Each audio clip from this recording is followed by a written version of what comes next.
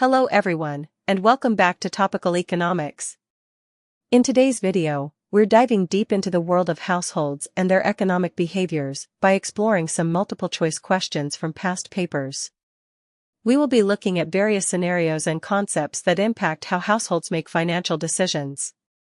I will not only reveal the correct answers, but also explain why the other options don't quite fit the bill. This way, you'll get a clearer understanding of these important concepts and how they relate to real-world situations. So, whether you're studying for exams or just curious about economic principles, stick around because there's a lot to learn. And if you enjoy what you see today, don't forget to hit that subscribe button and join our growing community of economics enthusiasts here at Topical Economics. Let's get started. Starting with the first question. Which statement about different income groups is correct? A. High-income groups do not need to borrow money. B. High-income groups save less money than low-income groups. C. Low-income groups find it easier to borrow than high-income groups. D. Low-income groups save a smaller percentage of their income than high-income groups. This question is from year 2022 October-November version 1 paper. The correct answer for this question is Option D. Low-income groups save a smaller percentage of their income than high-income groups. Generally, low-income groups have a lower capacity to save because they need to allocate a larger share of their income to meet basic living expenses. In contrast, high-income groups have a higher disposable income, which allows them to save a larger percentage of their earnings. Looking at the other options, we see that Option A is incorrect, because even high-income groups may borrow money for various reasons such as investments, mortgages, or business ventures. Option B is incorrect, because high-income groups typically save a higher percentage of their income compared to low-income groups. And Option C is incorrect, because low-income groups often face more difficulty accessing credit compared to high-income groups, who usually have more collateral and better creditworthiness. Going ahead with the second question. What might encourage a consumer to spend less and save more? Option A, the expectation that prices will fall. Option B, the expectation that prices will rise. Option C, the expectation that unemployment will fall. Option D, the expectation that real GDP will rise. This question is from year 2022 May-June version 3 paper. The correct answer for this question is Option A, the expectation that prices will fall. If consumers expect prices to fall in the future, they may delay their purchases in anticipation of lower prices, leading them to spend less and save more in the present. This behavior is driven by the desire to maximize the value of their money when prices decrease. The other options are less likely to encourage consumers to save more. As we see, Option B is incorrect, because if consumers expect prices to rise, they may choose to spend more now to avoid paying higher prices later, which would lead to less saving.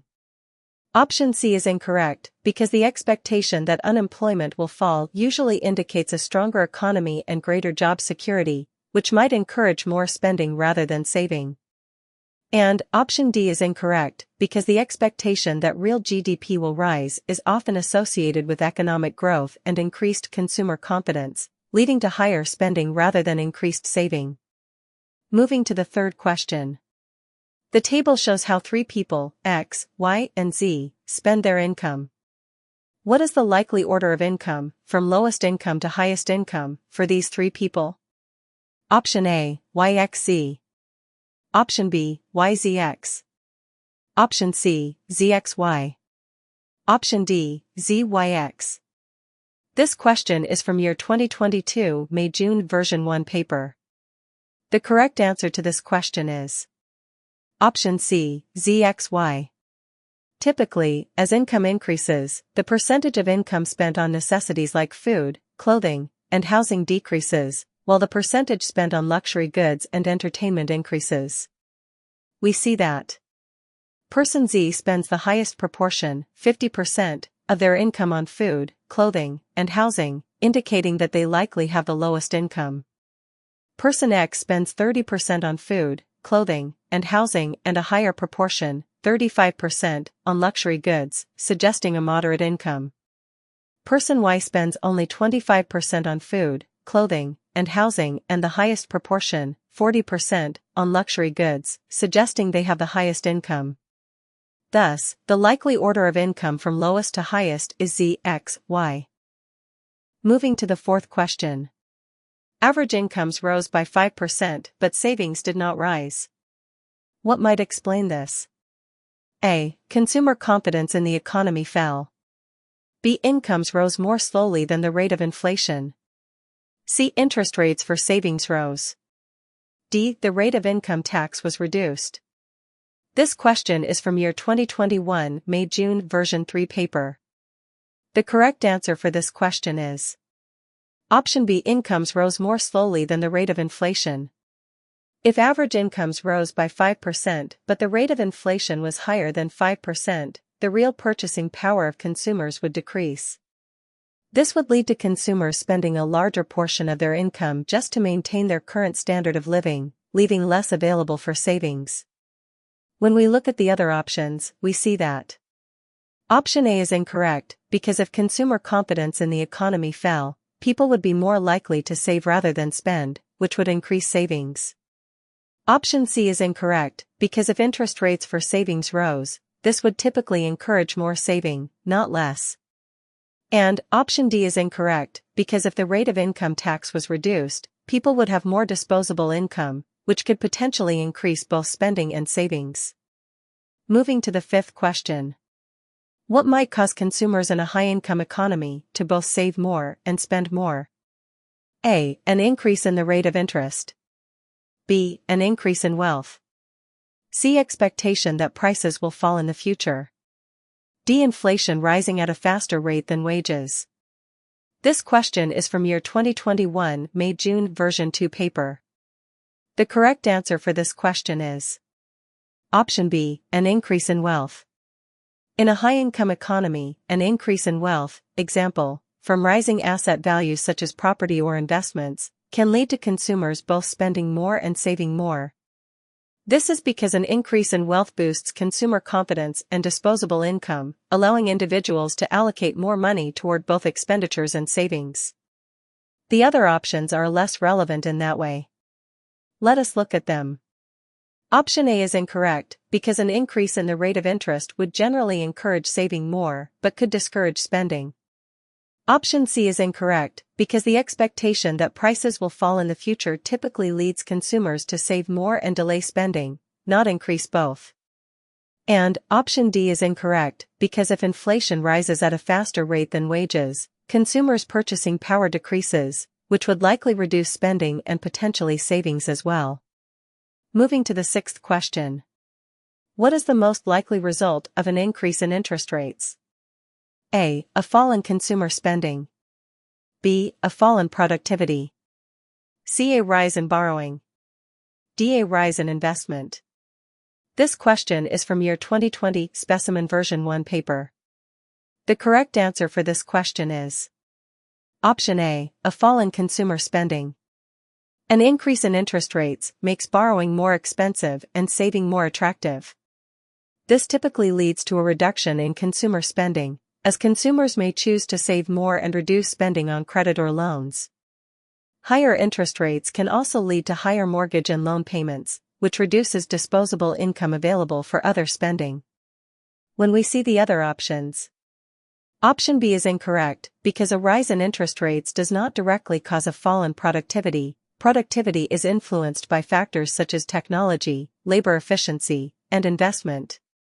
Option C is incorrect, because a rise in interest rates generally discourages borrowing due to higher costs. And Option D is incorrect, because a rise in interest rates typically reduces investment, as the cost of financing projects becomes more expensive. Moving to the seventh question. What may cause an individual to save a higher proportion of their income? A. A belief that the price of goods will rise in the future. B. A fall in the rate of interest paid by the country's banks. C. A fear that income will fall in the future. D. A rise in the individual's wish to enjoy higher consumption immediately. This question is from year 2020 Specimen version 1 paper. The correct answer for this question is Option C. A fear that income will fall in the future. If an individual fears that their income may fall in the future, e.g., due to potential job loss or economic downturn, they may choose to save a higher proportion of their current income as a precautionary measure to ensure financial security during uncertain times. The other options are less likely to cause someone to save more. Option A is incorrect, because a belief that the price of goods will rise in the future may encourage consumers to spend more now to avoid paying higher prices later, reducing their savings. Option B is incorrect, because a fall in the rate of interest paid by banks would make saving less attractive, potentially leading to lower savings rates. And option D is incorrect, because a rise in the individual's desire for immediate consumption would result in spending more and saving less. Moving to the 8th question. What can a central bank increase in order to reduce consumer borrowing? A. Commercial bank deposits. B. Government spending. C. The exchange rate. D. The rate of interest. This question is from year 2020 October-November version 1 paper. The correct answer for this question is option D. The rate of interest. A central bank can increase the rate of interest, also known as the interest rate, to reduce consumer borrowing. Higher interest rates make borrowing more expensive, which discourages consumers from taking out loans for major purchases and encourages saving instead. The other options are not directly related to reducing consumer borrowing. We see that option A is incorrect, because increasing commercial bank deposits does not directly impact consumer borrowing. It pertains more to the liquidity and reserve levels of commercial banks. Option B is incorrect, because government spending is a fiscal policy tool and not controlled by the central bank. It affects the economy but does not directly reduce consumer borrowing. And option C is incorrect, because an increase in the exchange rate makes a country's currency stronger, impacting trade and exports but not directly affecting consumer borrowing. Moving to the 9th question. The table shows how household spending changes with income. What is the lowest level of income at which savings are positive? A. $3,000. B. $3,600. C. $3,900. D. $4,200. This question is from year 2020 October-November version 1 paper. To determine the lowest level of income at which savings are positive, we need to compare each income level with its corresponding spending. At an income of $3,000, spending is $3,150, savings equals $3,000 to $3,150 equals minus $150. At an income of $3,300, spending is $3,375, savings equals $3,300 to $3,375 equals minus $75. At an income of $3,600, spending is $3,500, savings equals $3,600 to $3,500 equals $100. At an income of $3,900, spending is $3,825, savings equals $3,900 to $3,825 equals $75. At an income of $4,200, spending is $4,050, savings equals $4,200 to $4,050 equals $150. At an income of $4,500, spending is $4,275, savings equals $4,500 to $4,275 equals $225. We see from this that the first instance where savings become positive is at an income of $3,600, the lowest income at which savings are positive is at $3,600. Therefore, the correct answer for this question is option B, $3,600. Moving to the 10th question. Which combination of influences would increase the level of borrowing by a household?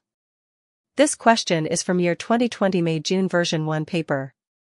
The correct combination of influences that would increase the level of borrowing by a household is option C, higher consumer confidence and lower rate of interest.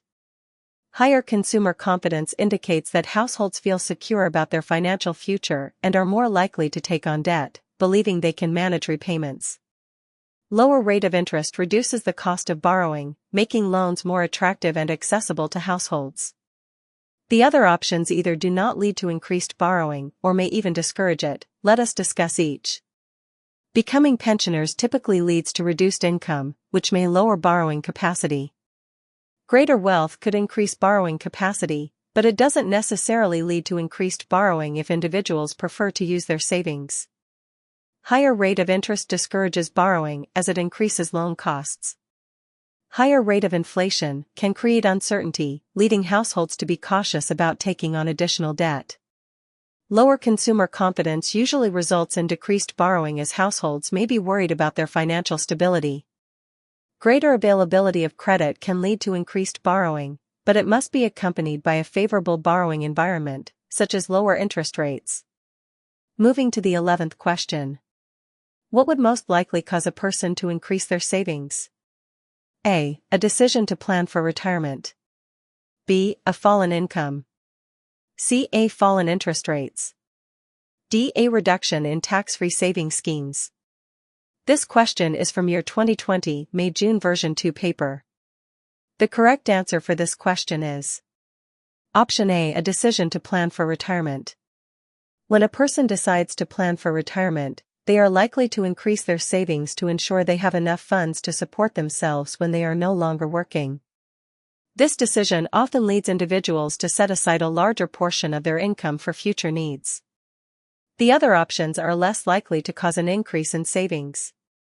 Looking at option B, a fall in income would likely lead to a decrease in savings as individuals would need to allocate more of their income to cover essential expenses.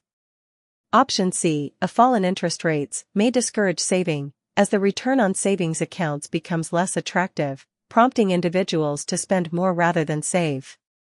And option D, a reduction in tax-free saving schemes, would also discourage saving, as it would decrease the incentives to save in tax-advantaged accounts, potentially leading to lower savings rates. Thus, the most likely cause for a person to increase their savings is option A, a decision to plan for retirement. Moving to the 12th question. Banks decrease interest rates. What is likely to be the effect of this on borrowing and saving? This question is from year 2020 February-March version 2 paper. When banks decrease interest rates, the likely effects on borrowing and saving are as follows. Borrowing rises because lower interest rates make loans cheaper, encouraging more individuals and businesses to borrow money. Saving falls because lower interest rates also reduce the return on savings accounts, making saving less attractive, which may lead individuals to save less. Therefore, the correct answer for this question is option C, borrowing rises, saving falls. Moving to the 13th question. What is the most important factor that affects how much a family saves? A. The income of the family. B. The level of taxation. C. The rate of inflation. D. The reliability of banks. This question is from year 2019 May-June version 1 paper. The correct answer is A. The income of the family. Explanation. The most significant factor affecting how much a family saves is its income. Generally, families with higher incomes have more disposable income available after covering their essential expenses, allowing them to save a larger portion of their income. Conversely, families with lower incomes may struggle to save, as a larger percentage of their income is spent on necessities. The other options, while they can influence saving behavior, are not as fundamental as income. We see that option B, the level of taxation, can affect disposable income but is secondary to the income level itself. Next, option C, the rate of inflation, impacts purchasing power but does not directly determine the amount saved. And option D, the reliability of banks, may influence the confidence in saving but does not directly affect how much is saved relative to income. Thus, the income of the family is the most important factor influencing savings behavior. Moving to the 14th question. The table shows the weekly values of certain items for the average person in each group. In which group does the average person save the most? This question is from year 2019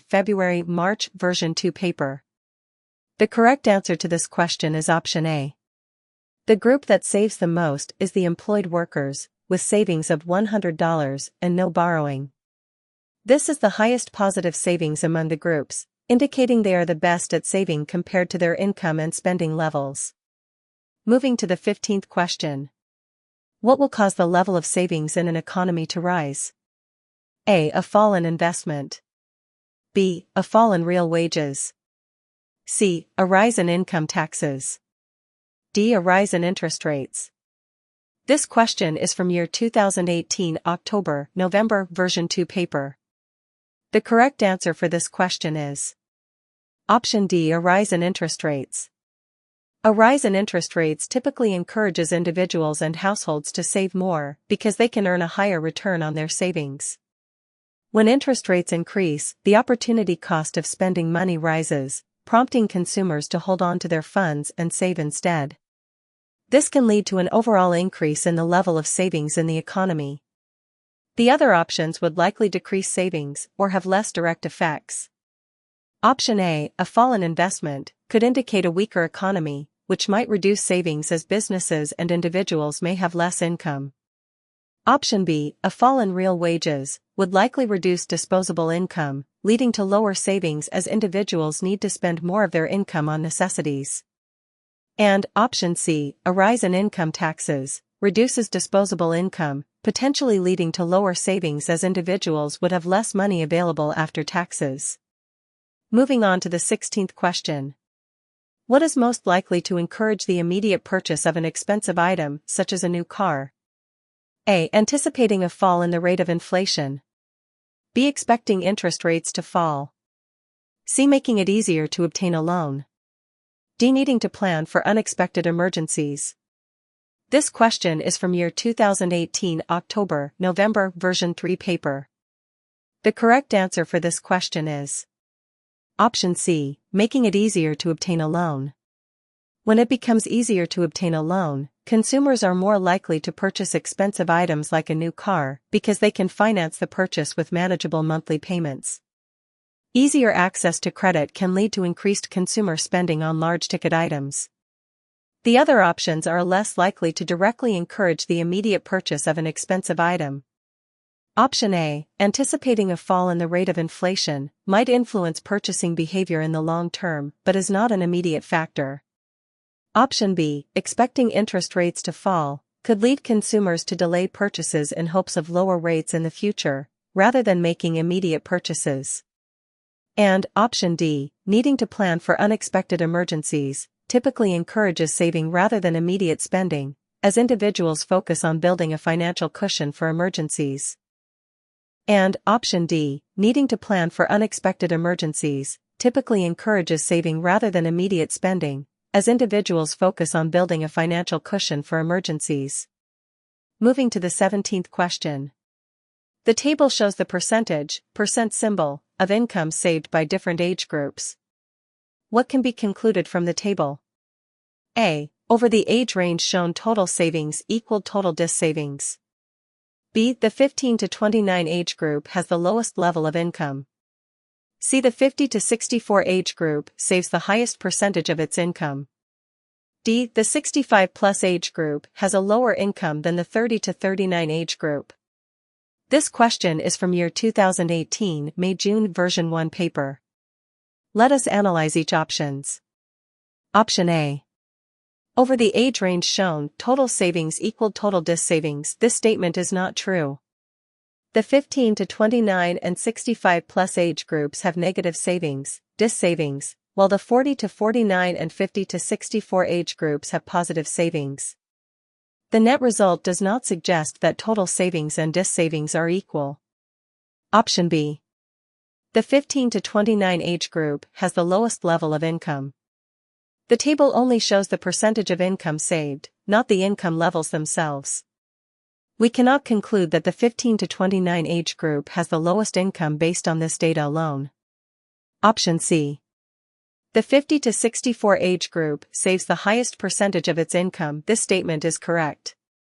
The table shows that the 50 to 64 age group saves plus 30% of its income, which is the highest percentage among all the age groups listed. And option D, the 65-plus age group has a lower income than the 30 to 39 age group. The table does not provide information about income levels, only the percentage saved. Therefore, we cannot conclude that the 65-plus age group has a lower income than the 30 to 39 age group. So, the most accurate conclusion from the table is Option C. The 50 to 64 age group saves the highest percentage of its income. Moving to the 18th question. The table shows some information for a computer engineer in 2015. Income tax is fixed at 20%. The engineer saved 10% of the disposable income. How much was saved? A. $3,200. B. $4,000. C. $4,400. D. $5,500. Let us work out this calculation. Salary, $40,000. Fees earned from consultancy, $15,000. So, the total income equals $40,000 plus $15,000 equals $55,000. Next, considering income tax, 20%. Income tax equals $55,000 times 20% equals $11,000. Now, let's calculate the disposable income. Disposable income equals total income tax. Disposable income equals $55,000 to $11,000 equals $44,000. Thus, let's find the amount saved. Savings equals 10% of disposable income. So we have savings equals $44,000 times 10% equals $4,400. Hence, the correct answer for this question is option C, $4,400. Moving to the 19th question. What is likely to decrease the level of saving in an economy? A. An increase in the general level of income. B. An increase in the number of cheap offers in shops. C. A redistribution of income from poor to rich households. D. A rise in the rate of interest. This question is from year 2017 October-November version 2 paper. The correct answer for this question is option B, an increase in the number of cheap offers in shops. An increase in the number of cheap offers in shops is likely to encourage consumers to spend more and take advantage of the deals, thus decreasing the overall level of savings in an economy. Let us analyze the other options as well. Option A. An increase in the general level of income. Generally, when income levels rise, people tend to save more because they have more disposable income. While spending may also increase, higher income often leads to an increase in both consumption and savings. Therefore, this option is more likely to increase savings rather than decrease them. Next, for option C. A redistribution of income from poor to rich household. Wealthier households tend to save a larger proportion of their income compared to poorer households, who often need to spend most of their income on essentials. A redistribution of income from poorer to richer households would likely increase the overall savings rate, not decrease it, because more income would go to those who are more inclined to save. Lastly, for option D. A rise in the rate of interest. Higher interest rates typically encourage saving because people get more return on their savings. It acts as an incentive for individuals to save more rather than spend. Thus, a rise in interest rates is associated with an increase in the level of savings, not a decrease. Moving on to question number 20. The typical pattern of income over a person's whole lifetime is shown by which diagram? This question is from year 2017 October-November version 1 paper. The typical lifetime income pattern is: in early years, when their education and people start working, income is generally low during the early years when a person is studying or beginning their career. In the middle years, there is career growth. Income tends to increase as the person gains experience, skills, and moves up the career ladder. This phase represents the peak earning period. In the later years, during retirement, income typically decreases during retirement, as individuals rely on pensions or savings rather than active work income. So, the correct diagram should show an upward slope during the early and middle years, a peak representing the highest earning phase, and a downward slope as the person transitions into retirement. This is correctly visible in option C. Moving on to question number 21.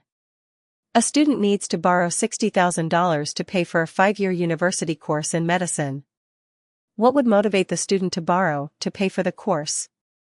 A. Debts must be repaid within the first 5 years of work. B. Further training in hospitals must follow graduation. C. High earnings are expected in the long run. D. Many skills gained on the course are non-transferable. This question is from year 2017 May-June version 3 paper. The correct answer to this question is option C. High earnings are expected in the long run. Students are motivated to borrow large sums for education, such as a $60,000 loan for a 5-year university course, when they expect a return on their investment. In this case, the expectation of high earnings after completing a medical degree would be a strong motivator for taking on debt. Medicine is a field known for lucrative long-term salaries, which would make the initial borrowing worthwhile. Analyzing the other options.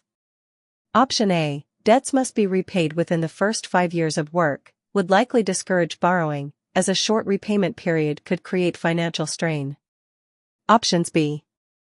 Further training in hospitals must follow graduation, does not directly motivate borrowing, it may even imply additional time without substantial income. And option D.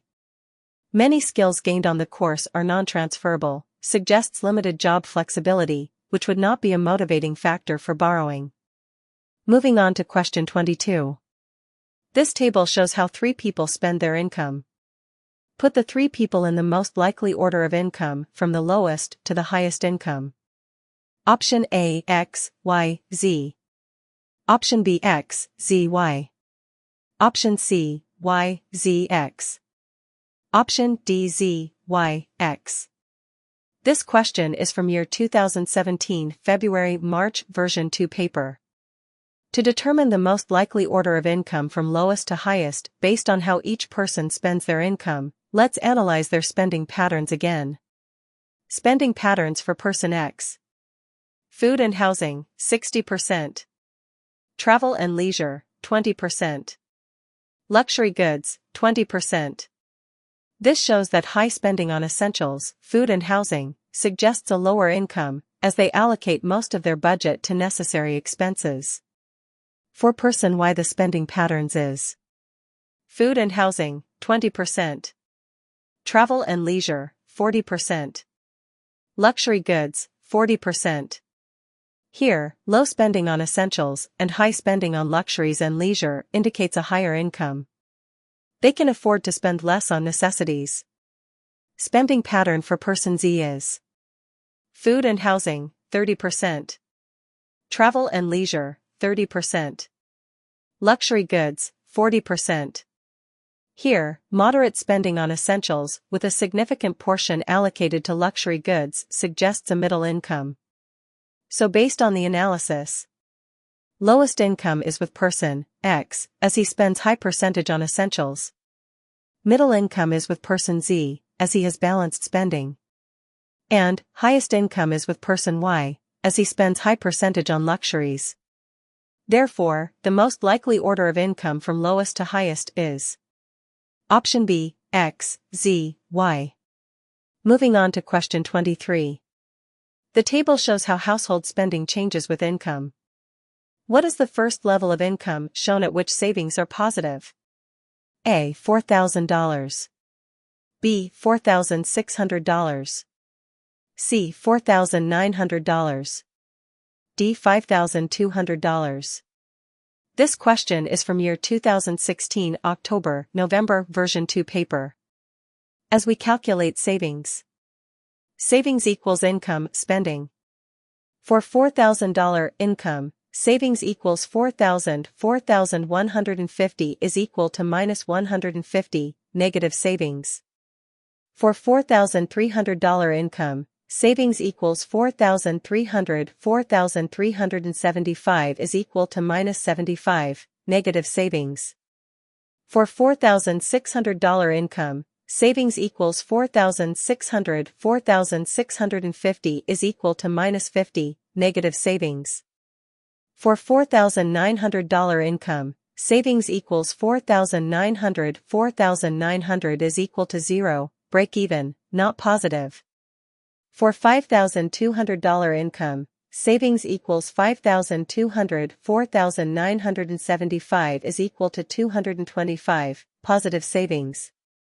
For $5,500 income, savings equals $5,500. $5,275 is equal to 225, positive savings. We see that the first level of income shown at which savings are positive is option D, $5,200. Moving on to question 24. What shows the correct examples of income and wealth? This question is from year 2016 October-November version 2 paper. Income is money received regularly for work, investments, or property.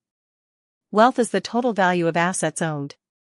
If we are looking for the correct pairings, it seems that the question might imply that wealth is represented by a house, and the income with wages. So the correct answer is option D. Moving on to question 25. Nazminuddin works in a local office as a secretary 3 days a week.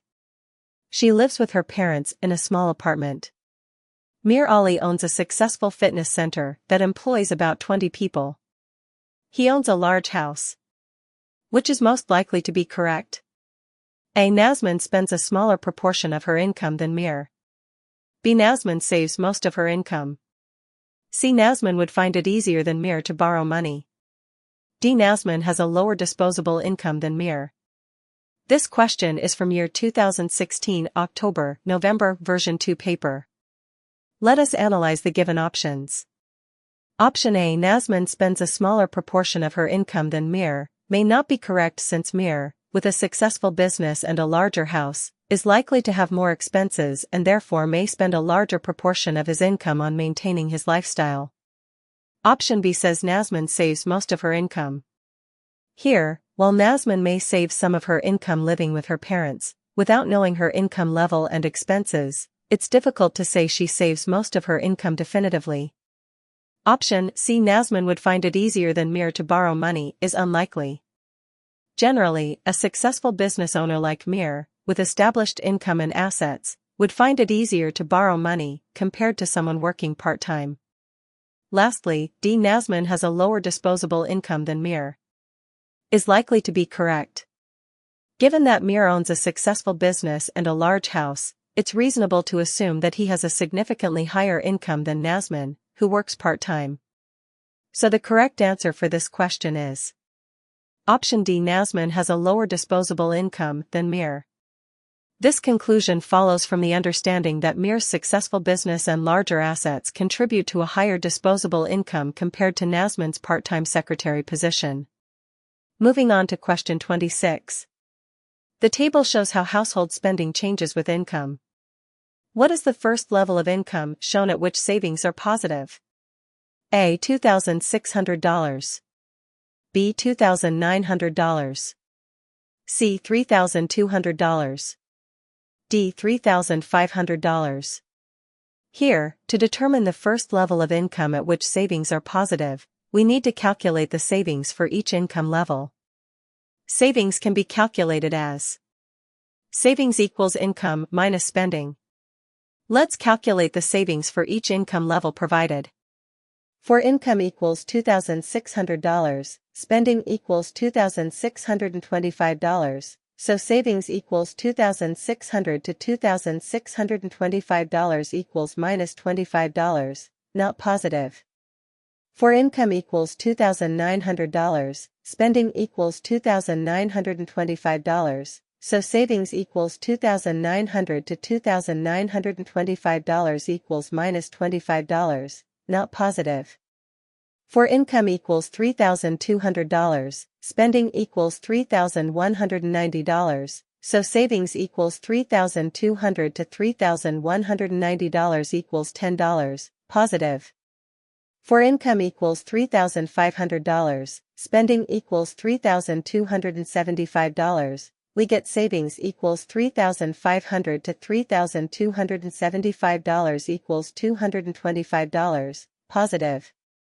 For income equals $3,800, spending equals $3,500, we get savings equals $3,800 to $3,500 equals $300, positive.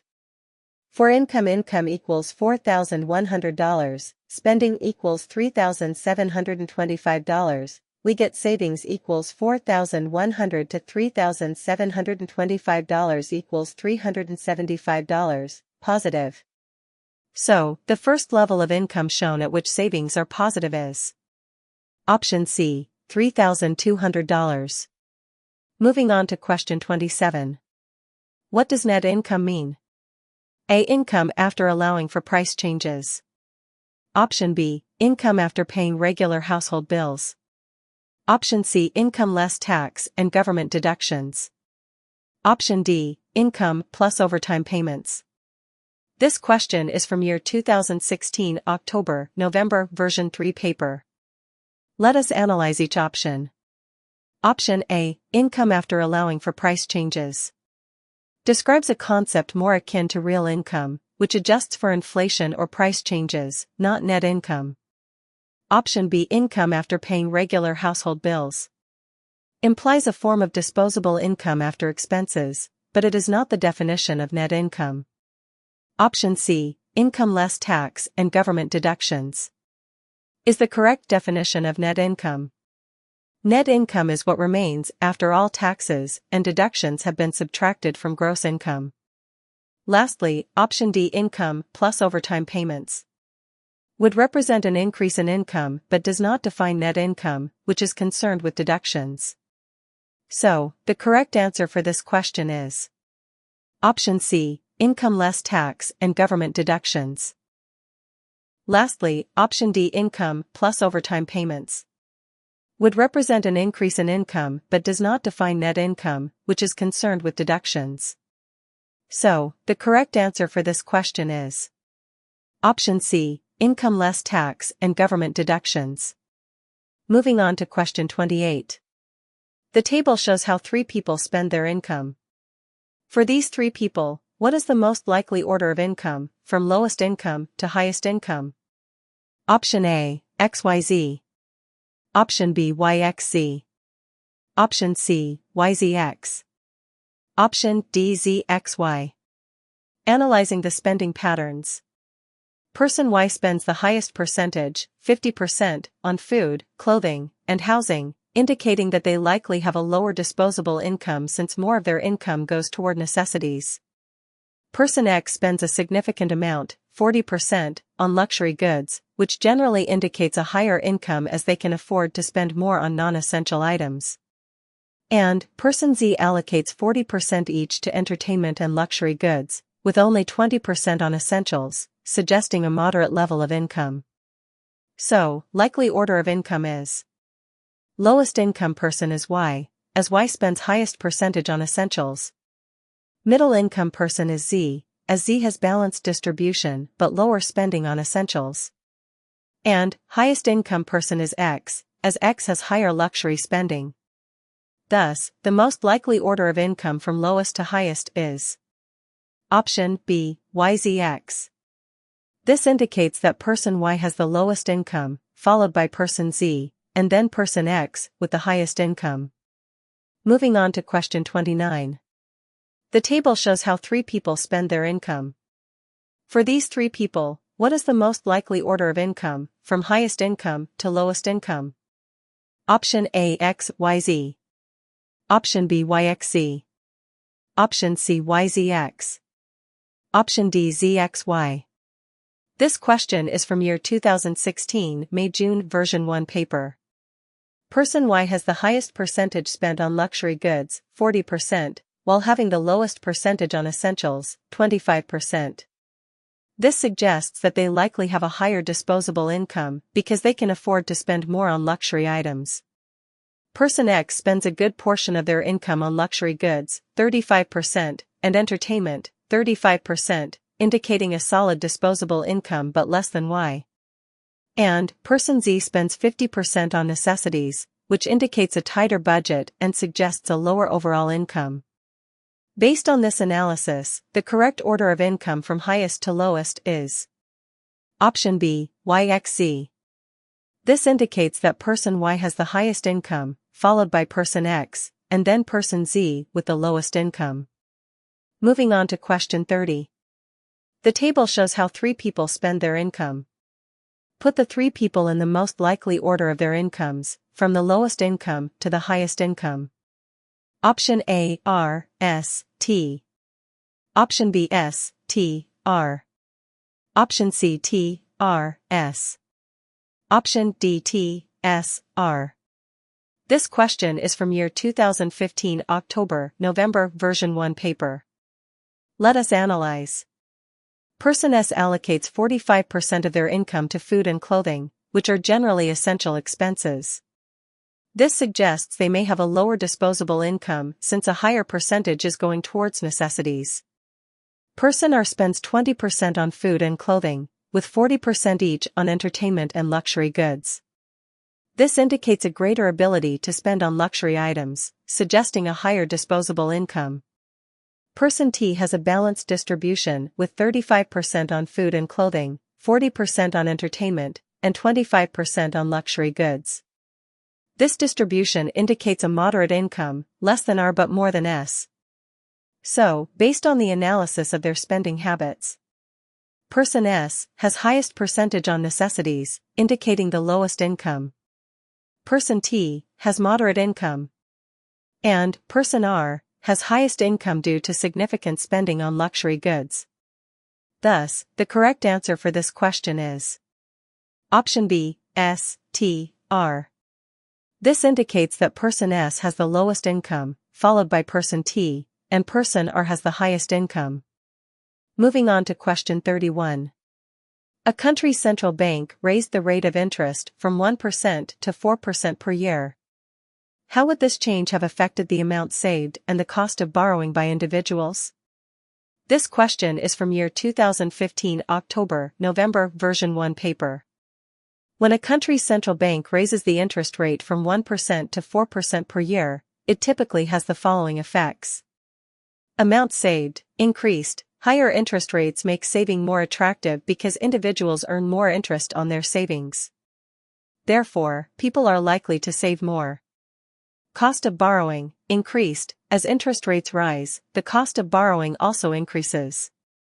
Loans become more expensive for individuals since they will have to pay higher interest on any borrowed amount. Correct answer for this question is option D. Moving to question 32. Which statement is correct when comparing low-income earners with high-income earners? A. High-income earners are likely to save a higher proportion of any additional income received. B. High-income earners spend proportionately more of their income. C. Low-income earners are likely to spend a lower proportion of any additional income received. D. Low-income earners save proportionately more of their income. When comparing low-income earners with high-income earners, the most accurate statement is option A. High-income earners are likely to save a higher proportion of any additional income received. Option A is correct because high-income earners often have more disposable income, allowing them to save a greater proportion of any additional income they receive. Option B is incorrect because high-income earners typically spend a smaller proportion of their income compared to low-income earners. Option C is incorrect as low-income earners often tend to spend a higher proportion of any additional income to meet immediate needs. And option D is also incorrect since low-income earners generally save a smaller proportion of their income due to limited resources. Moving to question 33. How do high direct taxes affect spending and how do high interest rates affect saving by wage earners? This question is from year 2015 October-November version 2 paper. To analyze how high direct taxes affect spending and how high interest rates affect saving by wage earners, let's break it down. For high direct taxes effect on spending, high direct taxes reduce the disposable income of wage earners. With less disposable income, individuals typically decrease their spending. For high interest rates effect on saving, high interest rates make saving more attractive because individuals can earn more interest on their savings. As a result, wage earners are likely to increase their savings. So, the correct answer for this question is option B, spending, decrease and saving, increase. Moving to question 34. When elderly people retire from work, they may receive a pension income that is lower than their previous income. How is the proportion of their income spent on healthcare and leisure likely to change? This question is from year 2015 May-June version 3 paper. When elderly people retire and begin receiving a pension that is lower than their previous income, the way they allocate their spending is likely to change. Let's see the analysis of how their spending on healthcare and leisure might be affected. For healthcare, as people age, healthcare needs typically increase, even if their income decreases. Therefore, while their overall healthcare spending might increase in absolute terms, the proportion of their lower income that goes towards healthcare is likely to increase. For leisure, with a reduced income, retirees may have less discretionary spending available for leisure activities. Thus, the proportion of their income spent on leisure is likely to decrease. So, the correct answer for this question is option C, healthcare, increase, and leisure, decrease. Moving on to question number 35. A government lowers the rate of interest. Who is most likely to be disadvantaged by this policy? A. House buyers. B. Manufacturers. C. Retailers. D. Savers. This question is from year 2015 May-June version 1 paper. When a government lowers the rate of interest, it generally has various effects on different economic agents. Here's an analysis of how each option is likely to be affected. For option A, house buyers, lower interest rates often make borrowing cheaper, which can benefit house buyers by reducing their mortgage costs. For option B, manufacturers, lower interest rates can stimulate investment by manufacturers since borrowing costs are reduced, which can lead to increased production and expansion. For option C, retailers, lower interest rates can encourage consumer spending, benefiting retailers as more people may purchase goods and services. Lastly, for option D, savers, there is disadvantage. Savers are typically the most disadvantaged by a decrease in interest rates. When interest rates are low, the return on savings accounts and fixed income investments declines, which means savers earn less on their deposits. The group most likely to be disadvantaged by a lower rate of interest is option D, savers. Thank you all for joining me today on this journey through household economics. I hope you found our exploration of these multiple choice questions helpful and enlightening.